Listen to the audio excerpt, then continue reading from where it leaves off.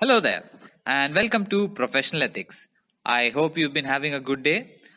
So, let's begin. So, this is the first part of Module 1. As you can see, the entire syllabus of Module 1 is on your screen right now. We are not covering all of the topics. We have divided Module 1 into two parts. This would be the first part of that. We will only be covering the topics which are highlighted in the screen in front of you. So, before we begin, I would like to take you back to your early childhood when you had just become a student.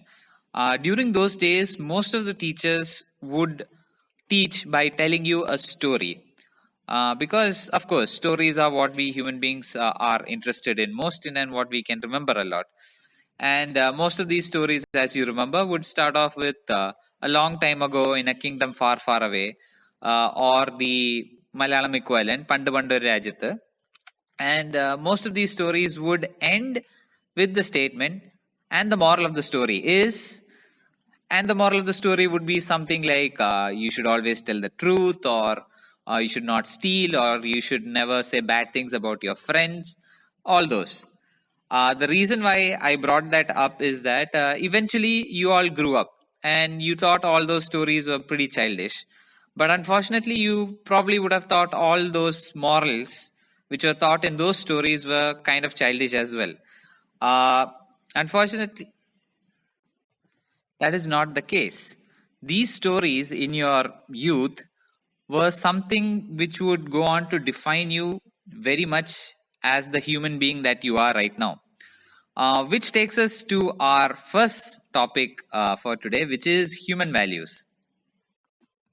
What are human values? Well, to put it very broadly, human values are what makes us human beings. It is what separates us from the other creatures which we share this planet with. Even when compared to an intelligent animal such as a cat or a dolphin, there is something very unique about how a human being interacts with the world and how it thinks about and analyzes about the world around them. But in order to fully understand what are human values and in order to fully comprehend how human beings interact with the world because of their values, we must first define what are values. Now, of course, there are multiple definitions for the word value by different people. So, therefore, we are going with the dictionary definition. Even under the dictionary, there are two different definitions for the word value. One is the one which we are most familiar with. For example, you would say that this is a valuable phone, by which you mean that this is a very expensive phone, as in this case, value equals cost, or it is economically valuable. That is not the definition we are going by. This is the second definition given here. As in, to put it very simply, values are non-physical things that are important to you. For example, you can say that you value your friends, in which case what is important to you are those people who you call your friends. But if you say that you value friendship, it is not something physical that you can touch or you can see. The concept of friendship is very abstract. And at the same time, the concept of friendship is also very personal, right? What you consider as friendship is not what I would consider as friendship. And it is through this value of friendship that you will judge other people. Maybe you might look at a person and say, oh, that person doesn't have many friends. So you might consider that person as less important than you or not as good as you are. Now,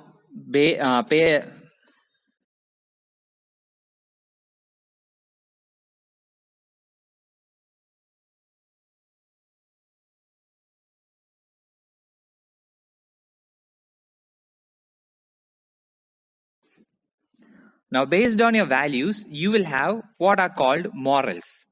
So, what's a moral? A moral is a standard of right or wrong behavior given a situation. Much like values, it is a very personal thing. What your morals will be entirely different from another person. But unlike values, the thing about morals is that it's much more complex and much more complicated. mainly because it changes from situation to situation. Now, here is an example. Earlier, we were talking about friendship. As you can obviously tell, friendship is a very broad concept. Most people will understand what you mean when you're talking about friendship. There doesn't need to be any specific definition towards it. Now, that's your value, friendship. Now, what are your morals with that? That depends on the situation. Given a situation where your friend asks you for 10 rupees and says, "Can you help me out because I don't have enough money to go on bus?" You might consider that's okay. Even if the friend will not give you the money back, you might consider that's fine. That's something easy which you can do for your friend. Now, on the other hand, what if your friend approaches you and says, "Hey, can you help me murder this person?" Now, that might come in direct conflict with your other value system, which is human life is important, or that you are against violence. So, what do you do now? Now, you cannot simply say that, "Oh, because of friendship, I'm going to become a murderer along with my friends."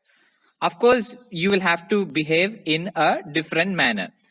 And these set of behaviors, what you think is right and what you think is wrong, is basically your morals.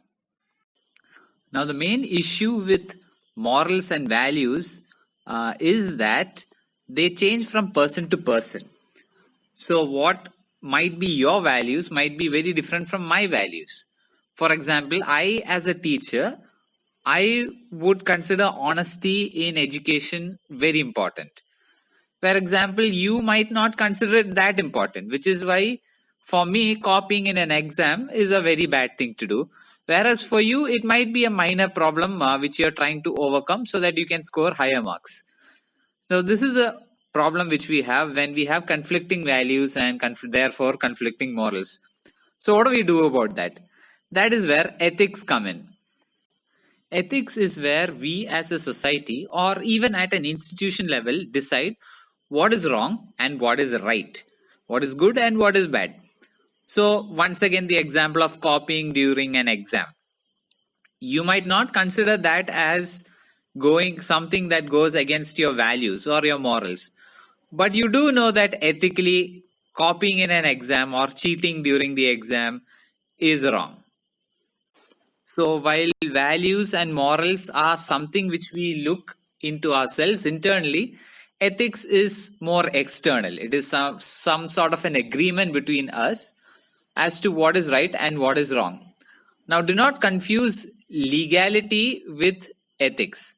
Something might be legally wrong or right doesn't mean that it correspondingly is wrong or right ethically. Now, let's take a more extreme example than just copying in exams. What about the case of murder? If I ask you simply, is murder right? Of course, you will unanimously say, no, it's not right. It's not right to take a life. It's not right to kill someone. But what if the situation was so that the person you murdered happened to be trying to harm you or happened to be trying to murder you? What if you happen to kill the person who was trying to kill you? Now, would that make murder legal? Of course not. Murder is still illegal. But then, ethically speaking, now there is a slight difference in the concept. Another extreme example.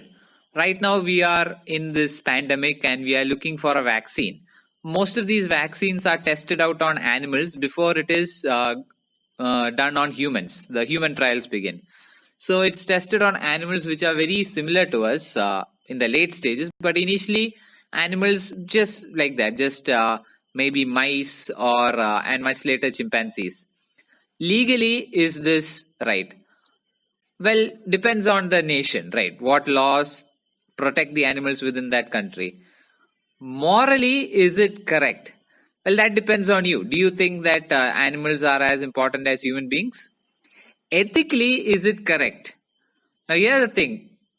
Given an example where you have to create a new vaccine that can save thousands and thousands or millions of lives, we might be sacrificing a few animals and that might be considered ethically okay. But on the other hand, is testing things like cosmetics on animals okay? like face powder or eye cream or whatnot. They are being tested on rabbits before they are used on human trials and therefore for production. Is that ethically correct? No, it's a very frivolous thing. Cosmetics is a luxury. Medicine in this current scenario is very much important. So, as you can see, ethics is not simple and straightforward, as in the case of you copying in an exam, committing murder, committing self defensive murder, and of course, considering animals as living creatures that feel pain just like us.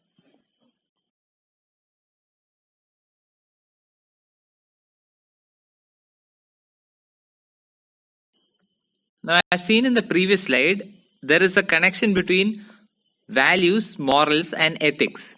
So, let us take two examples to explain that. One at an individual level and two at a national level. So, at an individual level or a very personal level, a value which might be important to you is honesty. Maybe you got this value because of your teachers or your parents, or maybe even some fictional figure. And because of that, you think honesty is a very important value. Now, because of that, this changes your behavior and how you deal with situations, also known as your morals. So, you would be someone who would tell the truth all the time. In fact, you would tell the truth even if that creates a problem for you. Also, you would look at other people who have this same value but at a lesser degree. Like if you see someone lying, you might consider them as a lesser person because they have a different value system from you, but then mainly because they're not being as honest as you. Now, outside of this, when you go into the real world, is where ethics become implemented. When you are a student and you have honesty as a value, of course, how you operate as a student also changes. You will refuse to copy in exams or even copy assignments because you believe that that is not you expressing the truth. The truth being that you had to copy exams. So there's no point in copying an assignment and then telling the teacher that you are not being truthful. So you just avoid doing it and you decide you will do your own assignments and you will do your own exams without the help of anyone else. Now, at a national level, I'd like to give the example of secularism. Secularism is a value wherein which essentially at an individual level you are respecting all religions equally, whether it's yours, whether it's someone else's, they are all equally, and you will not disrespect or put down any other religion. But at a national level, what secularism is, mind you, secularism is one of the five things in the preamble to the Constitution of India. As a country, its morality lies in the fact that it will not discriminate one religion from another.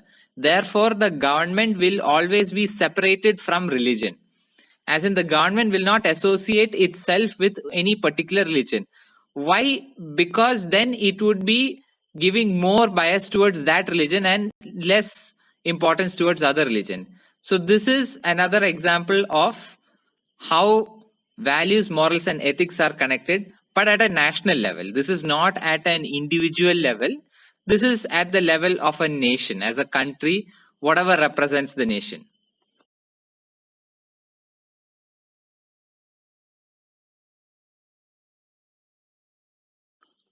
Now think about the following scenario.